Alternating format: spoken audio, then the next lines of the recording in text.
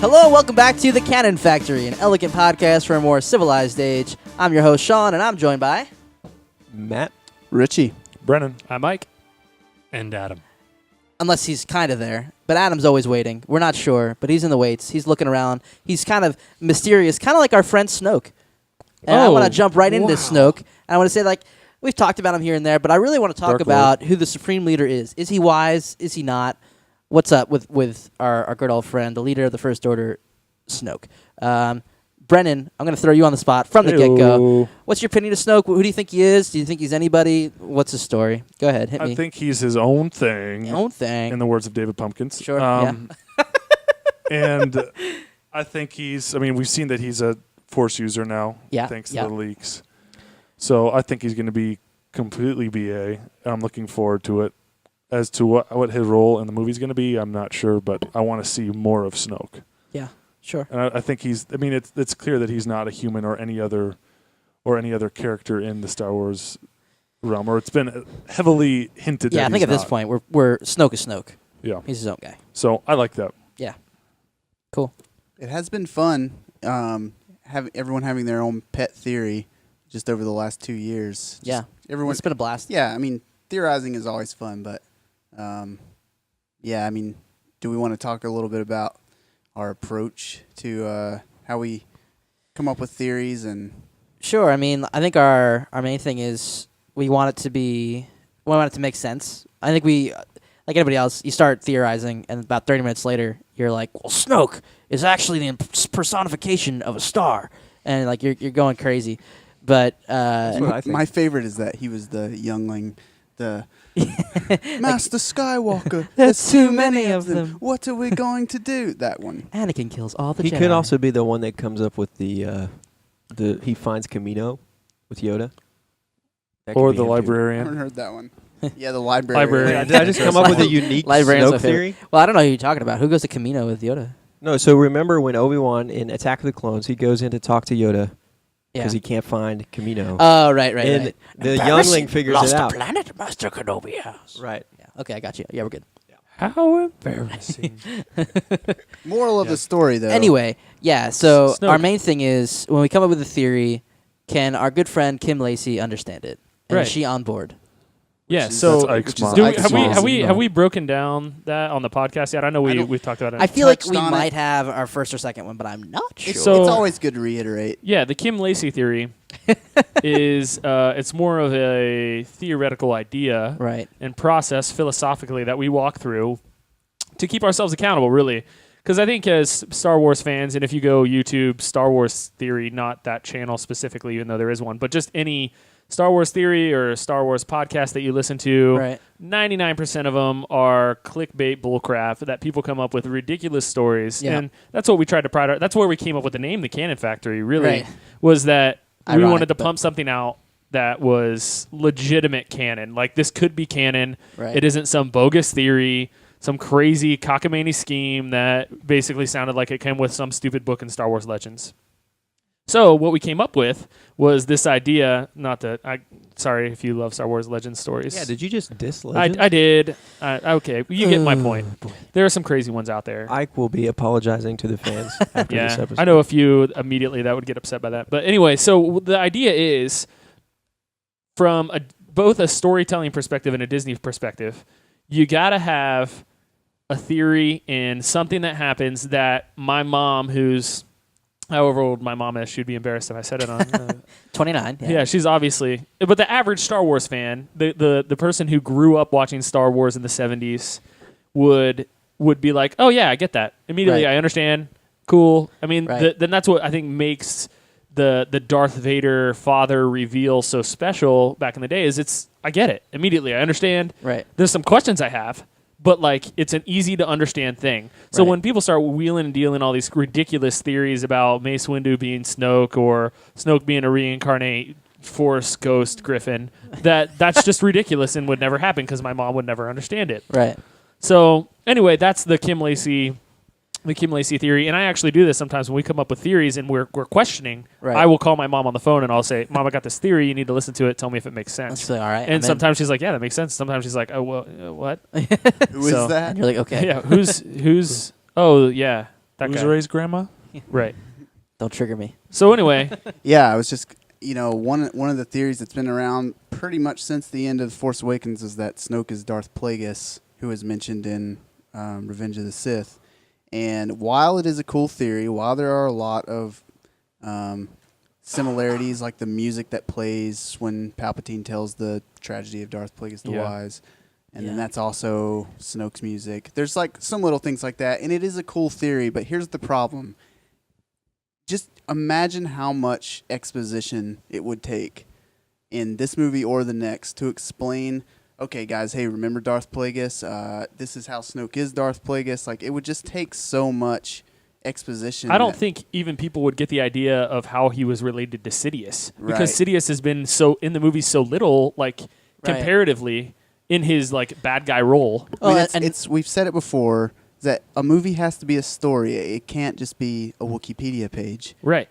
Absolutely. It can't Let me ask be you this. A Q&A session. Why wouldn't they, like, make a story that hardcore fans would appreciate? Like, well, I think they can do both. I think they can do both. Money. I think that they can tell. I think that they do. They do want to tell a story that both the hardcore fans will appreciate, but also is understandable to the lay person of Star Wars. You know, they don't have to tell a really, really crazy in-depth Darth Plagueis story just to appeal to us. They can tell a basic story and it still be just as good of a story.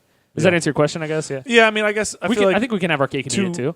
Yeah, I mean, I feel like you kind of, to be true to one, you have to be true to, like, you can't be true to the other. You don't think so? Like, if you really want to appease the true Star Wars fans, you can't think of. Like, I mean, I think The Force Awakens is a great example of how it was simple enough that the layperson. I mean, my mom loved The Force Awakens, and she got who everybody was, and I think it appealed to most major Star Wars fans. I mean, I think that there are a few people that had some major disagreements, like we discussed last podcast, but. I think I think it accomplished both. I think if you think about the Emperor in Return of the Jedi, like you hardly know anything about him at all other than he's just the Emperor. He's just the baddie. We don't learn anything about him till the prequels, and even then it's like we still don't know a whole lot about Palpatine. We know who he is, but we never see on interest. Right. We never see on film like him growing up on Naboo or any of that. That's all like extra film stuff. Right. So for people like us hardcore fans, there is, things that exist outside of the films. But yeah, I mean, I think the Emperor is a good example of how you can have both. You can have a great villain that you don't know a whole lot about. That's still like satisfying for both the casual fan and the hardcore fan. So I was 10.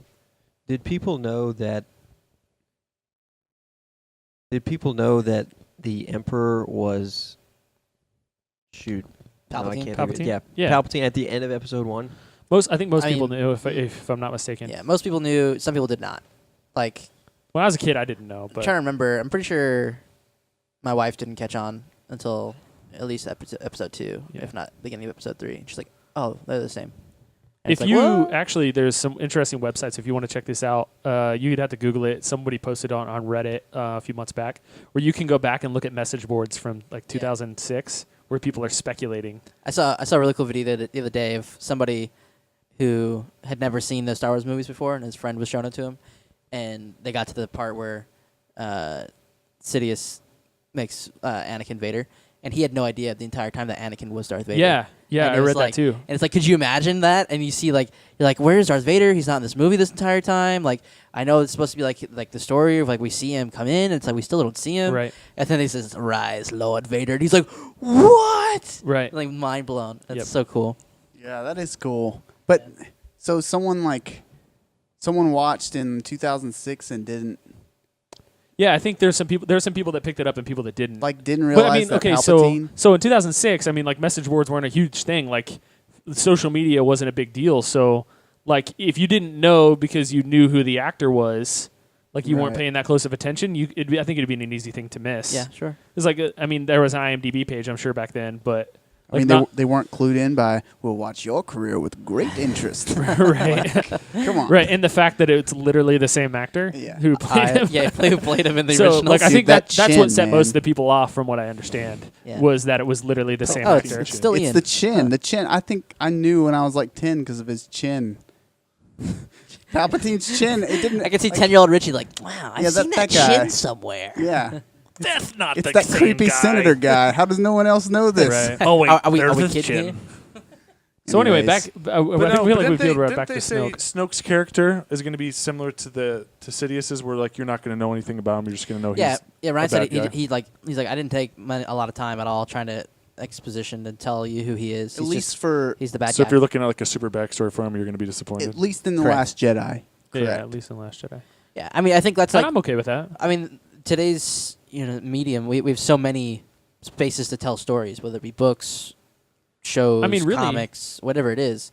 I mean, I'd love like a Snoke trilogy of books, and just getting to read. yeah. Like, I mean, the Thrawn trilogy and the Legends was one of my favorite I mean, novels really, I've ever read. Really, we don't know any of the backstories on any of the new characters. Right, we I mean, the other major argument is where's Rey from? Right. What has she been doing this whole time? Who's Rey's family? I mean, Who's Finn's oh, family? You see Finn you know? as a baby, so you know like that context a little bit. And it In was the picture in The Force Awakens, you can see his head as a baby, but It was the same thing in the original trilogy. We didn't Poe, know. we don't know and Samuel Poe L. really. Jackson said it was his son, so Right. there's that too. Yeah. We didn't know Han's family. We never did. We didn't know Lando's family. We were surprised about Luke and Leia's. So I mean, it's kind of a common theme. So that's kind of like Right. where I think we want to get that itch scratched. But I think they're trying to tell this new story of family isn't always who you're born from, but it's more. It goes beyond bloodlines, and it's about who you're with and the family that you found. So I mean, Rey and Finn, who didn't have anybody, come and find the Resistance. Poe lost his parents and kind of got adopted by Leia, and was raised up by her in some ways in his late teens, early adulthood. Yeah. And you see these people who come together who aren't necessarily family, but they've created this. Do you So- think that played into why Kylo left, I think or do you think that was after the fact? Kylo left because of who his family was Right. biologically. Correct. Yeah, I'm That's saying what you it's- don't, that's you what don't it see seems any in like Bloodlines. quote unquote sibling rivalry between him and Poe. I don't think so because they played different roles. They weren't even. It Yeah. didn't seem like. I At don't least think they how were it's around explained the in same Bloodlines. time. They weren't even really around each other. It seemed Okay, like. Yeah. I didn't read Bloodlines. Yeah, so that's okay. Yeah, The- because I mean, Kylo was pretty much at Jedi sleepaway camp for most of his life. Yes. so. Yes. He was kind of Jedi Take me boarding there. camp at least. Yeah. Yeah. I He mean, kind of yes. gets sent off with Luke, and they don't even really have a lot of contact with him. Yeah. Let me ask you this. Sure. I'm going to go around. Okay. Yes or no, do you want Snoke to be a completely new character? Sean? Yes. Matt? I don't care. Brennan? Yes. Ike? Yeah, I think a whole new character. Yeah. Adam? Yes. Yeah, me too. The Yaz have it as opposed to the Yeah. one I don't care. Come on, Matt. But I kind of agree with Matt. I mean, no matter who he is, I'm going to watch the movie. I'm going to love it. Well, so. yeah, but But yeah, I don't think there's a need to force him into a pre-existing character. And I think that, I mean, from what we know about Ryan too, I think he's trying not to make this a similar movie to anything else. So he's not going to try to be like, Snoke is this person, and you're going to be like, well, no way. There's more things to compare it to. He's going to tell a story, and that story is going to be within itself. Just so we talked about this, the first movie, right? The Force Awakens. Uh-huh. How is common or shared similarities to A New Hope? Is there any possibility there could be a reveal in The Last Jedi like there was in the Empire Strikes Back? Yeah, I think that's a big question that most people have is going to be like, what's the twist? I think that... Well, because they keep saying, "Oh, there's gonna be a huge twist. You're not even gonna know it." Right. or they don't say twist, they just say this movie's going to blow your mind, or they'll say something like that, which, we assume means there's going to be a twist, but The Porgs are actually Sith. yeah. Yeah. Yeah, I think. Go ahead. Oh yeah, I think I've said this before. I think if Ryan's smart, he won't do one, because unless he has a really, really, really good one, it's just going to be compared all the Yeah. time. And I mean... And it's and I don't unless you Do you have. Do you think the uproar is going to be greater if he doesn't do one than if he did one? I think he already got one given to him by nature because Leia's gonna have to die, and that's no. But that's not a twist. It's no, not necessarily. she but doesn't it's have a major. to die. It's the same thing with like Han. That was She like just the can't be in the moment movie where anymore. people were emotionally, Right. you know. Yeah, and it's gonna be the same thing. I That's think a topic of much debate. She doesn't have to die. She just doesn't have to be there anymore. I'll quote you on that. When he So dies. yeah, I think if he tries to do one, he's not going to be able to live up to, the "No, I am your father." Like it's just not possible. I'm just kind of getting the sense that It'd be tough. that he is going to try, and that's why I think this is going to be a divisive film. I think that's an interesting theory. just from like how the cast talks in interviews, which may or may not be misleading, but I mean everything I've heard about this film, all the rumors surrounding it, is that there's something that more or less messes with the entire Here's lore of Star Wars. Right. So it kind of makes me think there's going to be a huge something. Here's my question. You talk about how Ryan's notorious for taking risks. So is the bigger risk not taking a risk or making a twist? I That's think a little meta. The thing about Ryan is he's kind of like a twisty director. I mean, don't you guys think? I mean, yeah. I don't know what that kinda. means. Brick has a pretty big twist. Yeah, and so does Looper. And Looper does as well. Okay, Yeah. now you know what you mean. I think like he's gonna go. If he's gonna have a twist, it's gonna be beyond like what you would think. Like he's gonna push it to the point where what's gonna happen is you're gonna have the climactic battle, and Kylo's gonna turn on Snoke. He's gonna kill Snoke, and Rey is gonna leave with Kylo, and they're gonna become the new duo, and Luke's gonna be left like something completely different. Right? Yeah. So be like, all right, your main protagonist has now switched sides. So and the twist and is they're forming their own. The twist isn't like this is crazy. It's just not what was expected. That just Right. got me so excited. I want so then that. I guess that's I want that. Director of Episode 8, me. I guess that begs the question: what would be a twist that people would not expect besides? Because I feel like that was a good example. I would Kylo turning. That. Thank I feel you. like Kylo turning. People are like maybe he'll turn.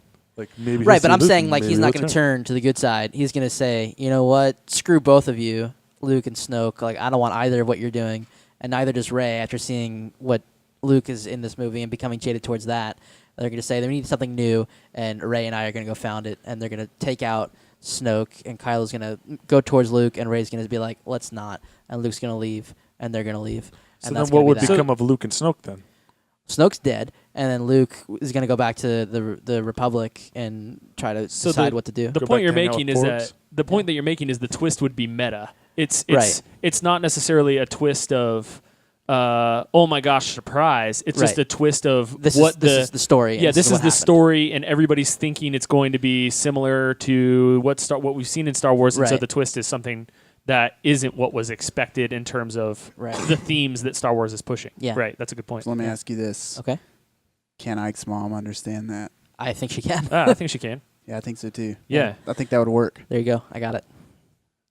Put me down for one of those. Right, or at least I'll take in that, sir. conceptual, I really like it. I don't know Yeah. if like obviously if that would be the exact story, but Right. the idea of it going somewhere that different than everyone is expecting, I think everyone would walk away shook by. I think it'd be really cool if we see characters on a path of self-discovery throughout the three films, where you see Kylo in Episode 1, who thinks that he's this evil person and that's what he wants to be is this dark lord. And he kills his father and realizes that's not him, and he's kind of conflicted in this new episode. And you see Rey, who's like all she wanted is to be a part of something, and when she gets to be a part of it, it's not what she thought it would be. And then you see those two characters meet and come together in Episode 8 and realize they have more in common than they thought they did, and then they'll go their separate ways from our other antagonists and protagonists and create this third path, which is what everybody's been so focused on. right. Would Finn and Poe join her then, or what would they do?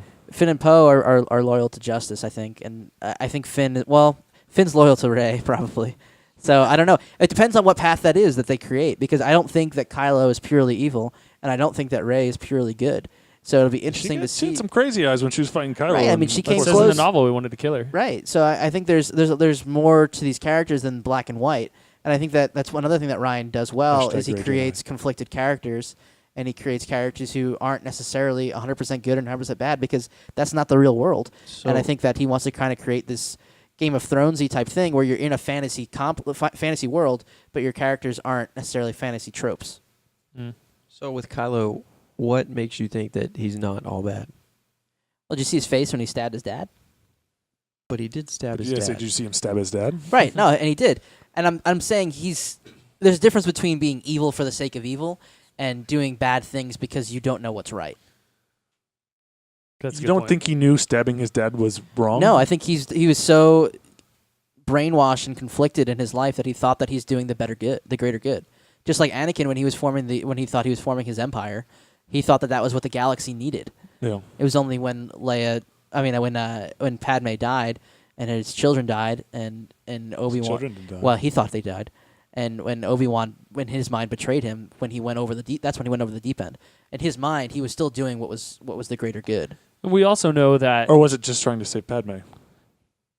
That was the greater good. We also know that no one in Star Wars is too far gone. So just killing Right. your dad doesn't make you too far gone either. Yeah. That's true. The series has always been about self-discovery and redemption. Right. And so it's just, I think they need to find a new way to show that redemption than just saying, like, at the end, I'm good now. You saved me, my son. Instead saying, like, we're going to carve our new path in this crazy galaxy and see a cool new story. I'm okay with the redemption story. It just can't hit the same beats as the last one did. Yeah. What if Snoke gets redeemed?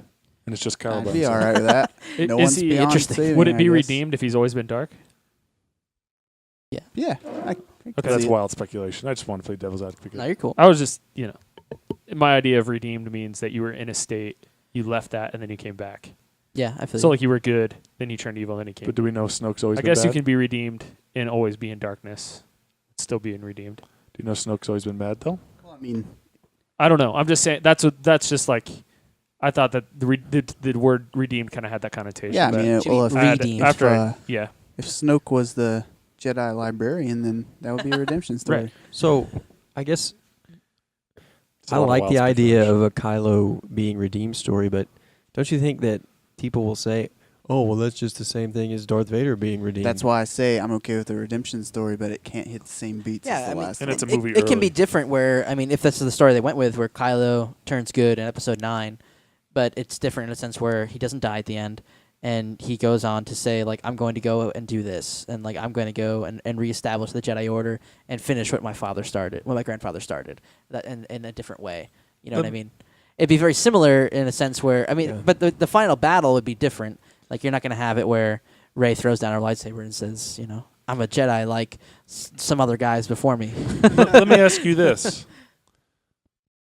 What do you think the possibility is that the dark side wins? Like, could we like see we have that? like a prequel trilogy type of thing where we end and he's kind of isn't see that what the dark side happened in wins. Empire? I think I'm saying, I like, think Brandon means overall like, the whole thing. F you guys. like I'm at the staying end of dark 9. side, Yeah. and then just, like, kills Luke. You're saying end Kills of Rey. 9, No right? Yeah. possibility. Yeah. That they ended on a down. No, there's a good essentially. possibility of Kylo staying evil, killing Just Luke, and making Rey, him a and baddie Rey, through and through. yeah, Rey killing Kylo at the end. I don't know, and I think like theoretically that's possible, Chopping but him it in just half like doesn't Darth seem Maul. very Disney-like. That's it's very. And that brings up the question: would Star Wars be better if it was rated R? No. Let's answer the first question first. I don't know if Other about than that. that completely different question. But Right, but yeah, I mean, I don't know if Disney would want to. It just doesn't seem. I'm trying to think of like Disney movies that end like not in in conflict. in conflict. Sure. I'm just trying to think of. I think it would break the Star Wars universe. If you just, you're saying end 9 with the bad guys winning. I mean, that's what happened in Episode 3. Where the bad guys won. It would but definitely we knew hype that would me. happen. Right, but that wasn't the end of the series. Like, Correct. we're not and just. they're also pigeonholed because they had to have that happen. Yeah, but Right. see, if they're, I guess the question is, are we going to get more trilogies after this one? And if Right, we yeah. are, That's what I was then gonna I'd say. be kind of okay with 9 ending. And Well, yeah, if we knew there was going to be another trilogy, I'm assuming that 7, 8, and 9 are going to be a story within themselves. I think so too. That makes sense. I think 7, 8, 9 will be conclusive because they don't necessarily know what's going to happen from here. And then I think the next trilogy that comes up, I think it would be wise of them to go towards a new storyline where, you could have some of the same characters if you wanted to keep going with it, but I think different ideas than just Empire / First Order versus Rebellion versus / Resistance. It's very similar. I think they'd have to go into a completely different type of story, personally. Yeah, but don't you think that would cut off some of their fan base because everybody's the reason why It would cut some people are fan so base and hyped create because they create had different fan bases. older characters? It's still going to sell the same amount of tickets, in my opinion. Yeah, you're probably right. thoughts to be had, younglings. Well, that's a lot of speculation we're throwing out there, which we pride ourselves. Yeah, on but I think these are questions a lot of people are asking. That's true. I don't. Yeah, it's not wild. Yeah, it's not. It's not Mace Windu Snoke theories, at least. Sure. I still hope that's true. Do you guys have any wild speculations that you think could, wild speculations? I mean, you guys think the Force Griffin is wild, but I don't. So I think it is extremely wild. I mean, I have my own theories about characters in there, or where they came from, or different things like that. But we've had our own pet theories about Snoke, which I think are kind of out the window now, so we don't have to bring those up. But at this point, I mean, I don't really have anything wild to speculate about him other than I think he's really old. I think he's ancient. Other than that, I'm open to anything. I think my only theory that's still in play is my Rey theory. That's the only one Can you that's explain left. that? Since their fans aren't in our Slack chat. Right, yeah. So sure. This is also a major thing that, for some context, that birthed the Canon Factory in terms of... Sean creates canon. Yeah, we tried. We continually try, if we do get into the theory and speculation, to keep it grounded. And this theory that Sean's about to share with us is kind of the start all, where we were like, this is a well-vetted theory that makes a lot of sense. So, Sean, please bestow us. With that intro, it better be good. Well, I think it is good. I think it's... So my theory is that we read in Bloodlines that Luke and Kylo were kind of about on their ways as Luke's training Kylo to become, or Ben Solo, to become a Jedi. And, much like Qui-Gon and Obi-Wan, how they would travel about, they might go to a planet where they might find a Force-sensitive being. And I think that what happened was Luke and Ben, they go to a little planet called Jakku in hopes of researching what happened at the end of the Empire, and as Luke tries to find more answers to different questions. And they come across a young Rey. And Luke can see that this child's gifted, and Ben can as well, and they kind of get attached to her very quickly, kind of in the same way as Qui-Gon and Obi-Wan find Anakin on Tatooine, where Anakin is this brilliant, gifted kid, but there's conflict there at the same time. And I think that Rey is introduced this new thing into the Star Wars universe of these Force flashbacks. I think that Luke maybe tapped her on the shoulder or kind of put his arm around her, something like that, and had a Force back of his own where he saw how much conflict and tragedy would be around this child, and decided that he couldn't train her and couldn't bring her into his order. Ben was completely against this and believed, that he's like, this girl is borderline a slave right now. She's gifted, and we need to bring her with us. We need to rescue her. And Luke said, for the good of the galaxy, we can't, for whatever reason that is. So they decide to leave her there. And that's where Rey is shouting, come back at the ship. Because I think that Force back that we see in Episode 7 isn't necessarily... She knows there's something there. Right. It isn't necessarily a flashback of Rey, but a flashback of the lightsaber. And so where's the lightsaber in that scene? It's on that ship, in my opinion. That makes sense. And I think that why Kylo says, that lightsaber belongs to me, because he had it at some point. Right. And that was where they're leaving. And Ben is devastated about leaving this girl. And she's a child, so she forgets over time. And, like Anakin, who was a gifted racer, he didn't know he was Force sensitive. He didn't know what that meant. So she could still she could still be gifted and not necessarily be training in those abilities. Right. So I think it'd be a really cool parallel to seeing, because I think we've talked about here already how we think that Rey really kind of relates to Anakin in a lot of ways in terms of her origin and where she's at. I think that makes a lot of sense. But yeah. Can I ask a question? Yeah. Why wouldn't Kylo go back for her sooner then? I think they do a lot of different things and they move on, and he gets to the point where he's hopping on with the First Order, and that's just it's just a kid from his past. If Force beings are so rare, why wouldn't he be like, okay, I can bring her over? I don't know. I don't know if that was. Are they rare? Sure. Are they rare? Yeah, we don't know. We don't even know if they are rare. Obviously, there were other Force users being trained in the Jedi Temple, so I could see how all right, after a while they just kind of move on, but. It's obvious that he knows who she is. Right, but he says he gets so emotional when they're at Jakku and says, "What girl?" Clearly, she's somebody to him. So he remembers her at least. I don't think that she's a family member. I don't think she's a Skywalker. I don't think that she's a solo. Is it But it that would he knew be- her, or he was just like, "Who the heck is this?" Like, this is the first time I'm hearing about this. The emotion that he said, like that he drags him across the floor and says, "What girl?" Like clearly, like he was already mad about the droid leaving. It would explain, but your theory explains a lot of things. It would explain a straw in the camel's back of his frustration with Luke and him being Kylo. It would explain some family level connections with Luke, even though she's not family. Correct. And so it would explain when she's calling out. I think that's like where everybody gets hung up, right? That her parents are leaving her. And a lot of like I think that's where the basis. That's the basis of like most theories, right? And this takes it a different way that I think makes it a lot more feasible. Because the thing is if you bring her parents into it, things are going to get weird. Right. And that's, I think, if I'm not mistaken, where we kept getting hung up when we were creating theories and trying to figure out what was going on with Rey. Is the parentage thing becomes a major, major issue because of that little flashback scene. This is Disney, so Rey's parents are definitely dead. Probably. I mean, yeah, probably. Can I say what my favorite thing about this theory is? Yeah, and go. It's that Luke's decision not to take Rey and train her mirrors Qui-Gon's decision to take Anakin and train him, and Luke didn't want to make the same mistake. Yeah, that's why I feel like it really ties into the story that exists already. How would Luke know about that, though? I mean, he's been hanging out with Ghost Obi-Wan. Yeah. Or he's been talking to Ghost Qui-Gon. They could be talking to anybody. So do you think they bring it up like, oh, man, I shouldn't have taken Anakin? Well, they could have just told the story. He probably said, well, how did my father become a Jedi? And Qui-Gon said, your father was blah, blah, blah, blah. So I think I think Luke's always been a quizzical person. So that's a good question. Lord Qui-Gon. But yeah, I think you're right, Richie. I think that explains.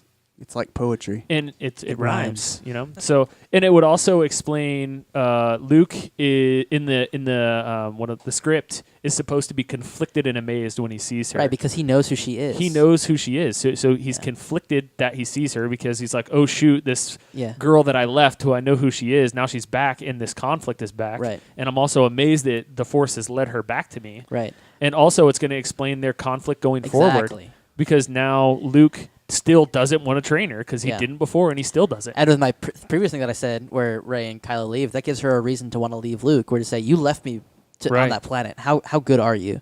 You left me to as a 8-year-old girl to fend for myself. Right. Or whatever. Or is he conflicted and amazed because it's someone that he doesn't recognize? Or he's expecting somebody else to find him and who is this why girl? Would you be and amazed if somewhere a random person just walked up to me? A random person. I mean, I guess she has a lightsaber. He's sitting there and he's like, oh, I'm expecting Leia. I see the Millennium Falcon. Right. How does this girl get this? And how does she get my lightsaber? Like, who the crap is this? Right. That's a good point. No, I think the lightsaber could set it. The lightsaber could set it off. Yeah. I think when he sees the lightsaber, he's going to be amazed on how. Yeah, conflicted by that. Right. Yeah.